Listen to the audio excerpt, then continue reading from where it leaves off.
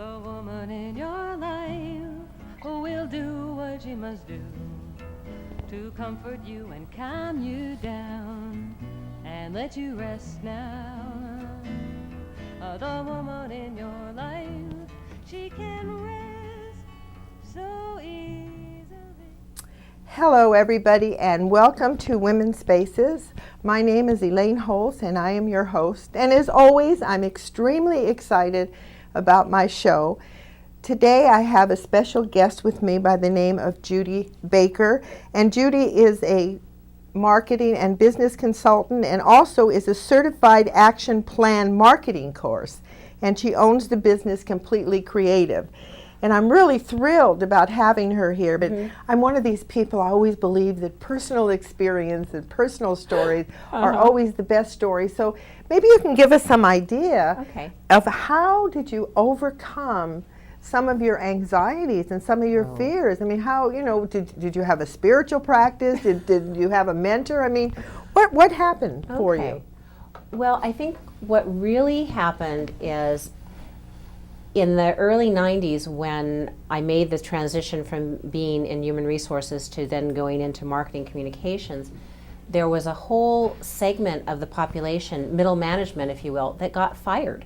Suddenly there was this big downturn, and so people who anywhere from a few years to 25 years experience in human resources all got outplaced. And so suddenly here we were with no jobs.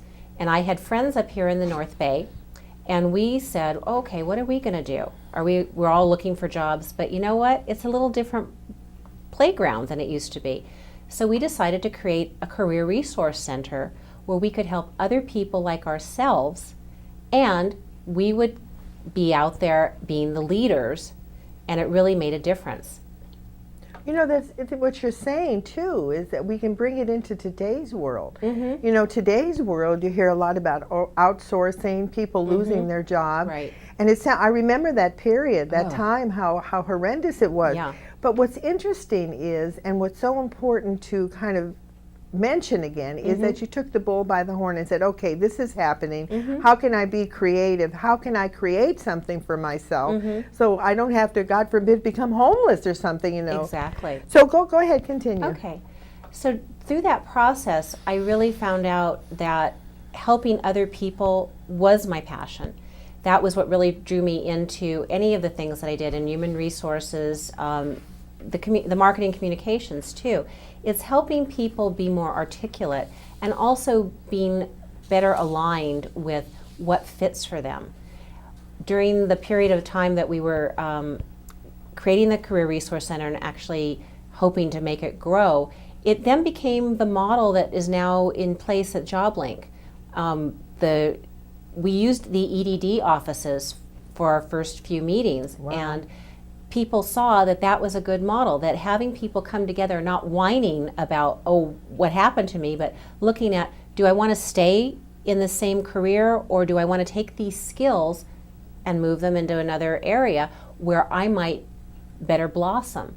And so we got resources. People were giving us books, furniture, they'd come and be guest lecturers. All of this came about simply because 4 of us got together and said, what do we want to do? And we don't want to be left behind. We want to be leaders instead. And at the same time, we're going to help ourselves decide what we want to do next. And so we had 2 career counselors, we had 2 HR managers, and then a 3rd HR manager joined us. And we were the core foundation of that. And I see people still today who I helped back then who are now doing what their life's passion is. And it makes me feel really good.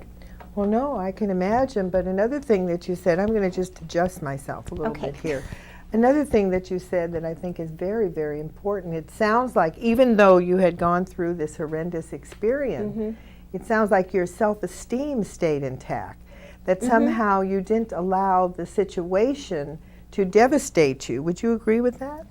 Well, I think I did let myself feel sorry for myself for about 2 weeks. And I said, well, okay, that's enough of that. And we really did create a supportive environment. The 5 of us created an area, a place where people could come, and they might have been bruised because they either didn't see it coming or it was something so out of their control. And the whole idea was, well, how to always be self-contained so that I'm not at the whim of somebody else, that I have good skills, I'm a good person. I'm not defined by where I work. I'm defined by who I believe I am and what I do. And so I think that's what really sustained me. And I think at that time too, I also started doing some meditation. I started, being more engaged with spiritual practices and learning that if I let go, I often got a better result than when I was pressing. That's a very, very good point that you bring in, that you allowed yourself to be depressed. When I get a little bit frustrated, I say, okay, I'm only going to allow myself 20 minutes. Yeah. Sometimes it's a little bit longer, but right. I think the idea of owning the fact that what has happened to you was not the best thing in town. Having to shift was a difficult situation, but then grabbing yourself and saying, hey, wait a minute, I have skills, I have value, and to know that within yourself, I think it's extremely important. And women need to hear that because so many times we're beaten down. Yeah. All right, so then you had this marvelous experience of doing the career center, like you said. Yes. Now, how did you start moving in? In fact, what I'm going to do here is I want to flash on the screen. I'm just totally. This is your logo. Yes. And I'll tell you something. As I'm sitting here talking to you, I think your logo really looks like you. Thank you. It's there we are. Women having a cup of tea. Completely creative, and also the idea of the yellow, the sunshine, the brightness. So this is your business, completely creative. Yes. How did you move from doing the career center into all of a sudden having the chutzpah, so to speak, to start your own business and really be out on your own? Yeah. Well, it was almost by accident. When we started a series of brown bag lunches where we would have people from different career areas come in and talk to our members. And the day that we had the person come in to talk about graphic design, nobody else could stay. And I said, oh, I'll stay. Reluctantly, I said I'd stay. And so while Carmen Shelton, who is head of the graphic design department at Santa Rosa Junior College, as she was speaking, I went, oh my God, I've been doing this for the last 15 years, but I didn't know it was called graphic design. And I said, there's a whole lot more opportunity in graphic design, and I don't have to deal with government regulations. So I started taking classes at the junior college, and I got a job at a service bureau, hung out my shingle, and went for it. And one of the things I also did to be sure that I didn't feel isolated, I started looking at what business groups, what professional associations could I then become a member of in my new field so that I had support and I can continue my learning and making contacts that would then help me in my business. So that was a big eye-opener.